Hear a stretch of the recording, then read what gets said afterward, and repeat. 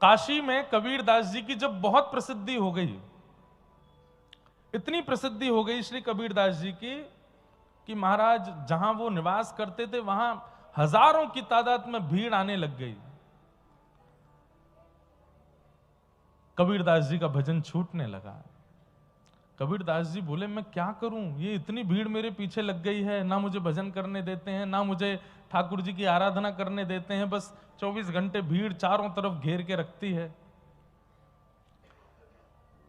तब बोले क्या करूं? बोले ऐसा कुछ कृत्य करता हूं जिससे भीड़ मुझसे दूर हो जाए। तो श्री कबीरदास जी एक नगर वैश्या के पास गए और नगर वैश्या के स्थान पर जैसे ही पहुंचे तो 10, 15, 20 आदमी बैठे थे, कुछ पी रहे थे, मसनद पर टिके हुए उसका नृत्य देख रहे थे। कबीरदास जी का जैसे ही आगमन हुआ सब घबरा करके खड़े हो गए, अरे कबीर, संत कबीर आए, संत कबीर आए। वो वैश्या भी पानी पानी हो गई, ये मेरे यहां कैसे आ गए? सब लोग वहां से भागे। कबीरदास जी ने उस वैश्या के चरण पकड़े और कहा, मां मेरी रक्षा करो। अब वो मां नहीं है, लेकिन मां एक भाव का नाम है। कभी किसी के प्रति जागृत हो जाता है तो आप बोल देते हैं कि आप मेरी मां हैं। किसी के प्रति बहन की भावना जग जाती है तो आप उसको बहन संबोधित कर देते हैं।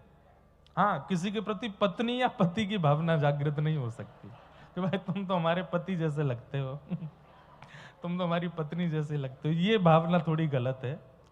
पर मां, पिता, पुत्र, पुत्री, चाची, चाचा, दादी, दादा, ये सारे संबंध आप कहीं भी देख सकते हो, उसमें कोई वो नहीं। पर अति पर्सनल जो ये पति पत्नी का संबंध होता है, ये ठाकुर जी के अलावा किसी में नहीं देखा जा सकता। ठाकुर जी में पति दृष्टि रख सकते हैं, ठाकुर जी में पत्नी दृष्टि रख सकते हैं। तो जाकर के कबीरदास जी ने कहा, मां मेरी रक्षा करो।